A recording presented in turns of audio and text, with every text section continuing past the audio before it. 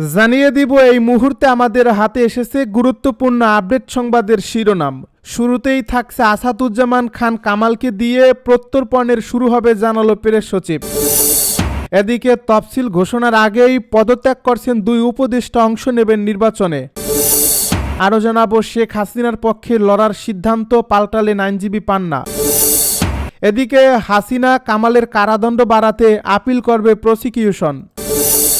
সব শেষে জানিয়ে দিব ব্রাহ্মণবাড়িয়ায় প্রকাশ্য ছুরিকাঘাতে যুবক নিহত।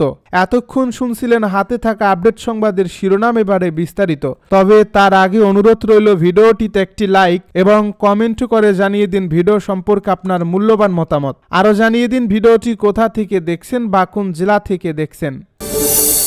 আসাদুজ্জামান খান কামালকে দিয়ে প্রত্যর্পণের শুরু হবে জানালো প্রেস সচিব। প্রধান উপদেষ্টার প্রেস সচিব শফিকুল আলম বলেছেন, জুলাই মাসের গণহত্যার মামলায় দণ্ডিত হওয়ার পর হাসিনার প্রত্যর্পণের বিষয়ে বাংলাদেশের অনুরোধ খতিয়ে দেখছে ভারত। তবে সেই প্রত্যর্পণের শুরুটা হবে সাবেক স্বরাষ্ট্রমন্ত্রী সাজাপ্রাপ্ত আসামি আসাদুজ্জামান খান কামালকে দিয়ে। আজ সামাজিক যোগাযোগ মাধ্যম ফেসবুকে নিজের ভেরিফাইড অ্যাকাউন্টে দেওয়া এক স্ট্যাটাসে তিনি এই মন্তব্য করেন। এই স্ট্যাটাসে শফিকুল আলম লেখেন, তিনি বিশ্বাস করেন জুলাইয়ের ঘটনাবলীর অভিযোগে অভিযুক্ত শেখ হাসিনা, আসাদুজ্জামান খান কামাল এবং আওয়ামী লীগ নেতৃত্বকে একদিন বাংলাদেশের আদালতের মুখোমুখি হতে হবে। ভারত এরই মধ্যে হাসিনার প্রত্যর্পণের অনুরোধ পরীক্ষা করছে। প্রেস সচিব লিখেছেন, আমরা জানি হাসিনার শক্তিশালী সমর্থক রয়েছে, তবুও আমি ক্রমেই আরও দৃঢ়ভাবে বিশ্বাস করতে শুরু করেছি যে আসাদুজ্জামান খান কামাল, যিনি ঢাকার কসাই হিসেবে পরিচিত, খুব শিগগির বিচারের মুখোমুখি হতে বাংলাদেশে প্রত্যর্পিত হবেন। হাসিনার প্রায় 16 বছরের শাসনামলে সংঘটিত অপরাধগুলো সম্পর্কে যতদিন যাচ্ছে ততই আলো পড়ছে এবং সেই সঙ্গে গণহত্যা ও গুমের ঘটনায় কামালের ভূমিকা বৈশ্বিক গণমাধ্যমের আরও বেশি মনোযোগ পাবে। শফিকুল আলম আরও লেখেন, কামাল এবং অন্য আওয়ামী লীগের নেতারা যত অর্থই ব্যয় করুক না কেন, চিরদিন দায় এড়ানো সম্ভব হবে না। আমরা জাতি হিসেবে যদি জুলাইয়ের গণহত্যার শিকারদের জন্য এবং হাসিনা আমলে সংঘটিত সব মানবতা বিরোধী লঙ্ঘনের বিচার নিশ্চিত করতে দৃঢ় ও মনোনিবেশ করতে পারি, তবে যারা এসব ঘটনার জন্য দায়ী তাদের পক্ষে পরিণতি এড়িয়ে যাওয়া দিন দিন আরও কঠিন হয়ে উঠবে। তফসিল ঘোষণার আগেই পদত্যাগ করছেন দুই উপদেষ্টা, অংশ নেবেন নির্বাচনে। আসন্ন জাতীয় সংসদ নির্বাচন সামনে রেখে আগামী সপ্তাহে উপদেষ্টা পরিষদের 2 জন সদস্য পদত্যাগ করতে যাচ্ছেন।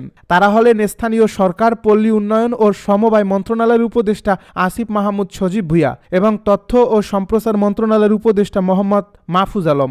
নির্বাচনে অংশ নিতে তারা তফসিল ঘোষণার আগেই পদত্যাগ করবেন। এই পদত্যাগকে কেন্দ্র করে উপদেষ্টা পরিষদের নতুন মুখ দেখা যেতে পারে।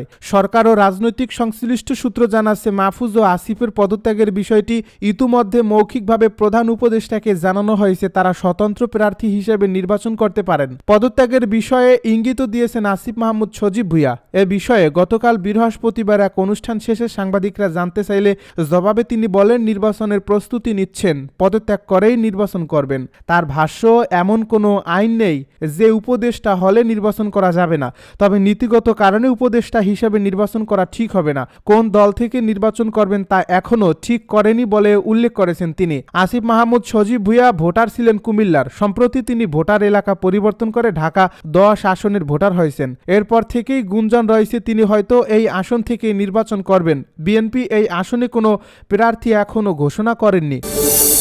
শেখ হাসিনার পক্ষে লড়ার সিদ্ধান্ত পাল্টালেন আইনজীবী পান্না। মানবতা বিরোধী অপরাধে ফাঁসির দণ্ডপ্রাপ্ত শেখ হাসিনার পক্ষে আদালতে না লড়ার ঘোষণা দিয়েছেন আইনজীবী জেডাই খান পান্না। বৃহস্পতিবার নিজের ভেরিফাইড ফেসবুক আইডিতে দেওয়া এক ভিডিওতে বার্তায় তিনি এ ঘোষণা দেন। জেডাই খান পান্না বলেন, যে আদালতের উপর শেখ হাসিনার আস্থা নেই সেই আদালতে আমি তার পক্ষে লড়াই করব না। আমি এই ভিডিও বার্তার মাধ্যমে বিষয়টি জানলাম। রাষ্ট্র আমাকে শেখ হাসিনার আইনজীবী হিসেবে যে নিয়োগ দিয়েছে তার ফরমাল চিঠি এখনো পাইনি। চিঠি পেলে আমি ফরমাল ওয়েতে পদত্যাগের বিষয়টি জানাবো। তিনি আরও বলেন, সম্প্রতি আমার বন্ধু অ্যাডভোকেট ফজলুর রহমানের বিরুদ্ধে আদালতে মামলা হয়েছে, আমি এ মামলায় তার পক্ষে লড়ব। হাসিনা কামালের কারাদণ্ড বাড়াতে আপিল করবে প্রসিকিউশন। 24-এর মানবতা বিরোধী অপরাধের মামলায় একটি অভিযোগে আমৃত্যু কারাদণ্ডপ্রাপ্ত শেখ হাসিনা ও দণ্ডিত সাবেক স্বরাষ্ট্রমন্ত্রী আসাদুজ্জামান খান কামালের সাজা বাড়াতে আপিল করবে প্রসিকিউশন। গতকাল বৃহস্পতিবার আন্তর্জাতিক অপরাধ ট্রাইব্যুনালের বাইরে এ তথ্য জানান প্রসিকিউটর গাজী এম.এইচ তামিম। তিনি বলেন, গত 17 নভেম্বর শেখ হাসিনা ও আসাদুজ্জামান খান কামালের মৃত্যুদণ্ডের রায় ঘোষণা করেছেন ট্রাইব্যুনাল 1। এ রায়ে রায়ের পূর্ণাঙ্গ কপি আমরা পেয়েছি। এতে একটি অভিযোগে শেখ হাসিনা ও কামালকে আমৃত্যু কারাদণ্ড দেওয়া হয়েছে, আরেকটি অভিযোগে দেওয়া হয়েছে মৃত্যুদণ্ড। আমরা রায় পর্যবেক্ষণ করছি, তবে আমৃত্যু কারাদণ্ডের শাস্তি বাড়িয়ে মৃত্যুদণ্ড করানোর জন্য আপিল করার প্রাথমিক সিদ্ধান্ত নিয়েছি আমরা।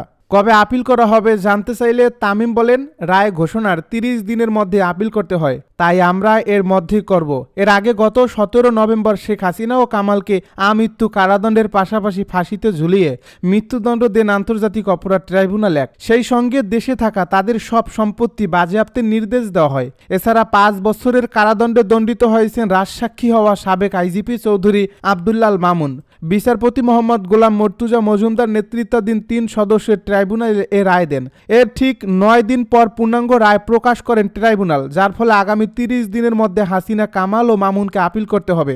এ মামলায় 3 আসামির বিরুদ্ধে 5টি অভিযোগ আনে প্রসিকিউশন, কিন্তু রায়ে 2টি অভিযোগে 6টি ঘটনা আনেন ট্রাইব্যুনাল 1।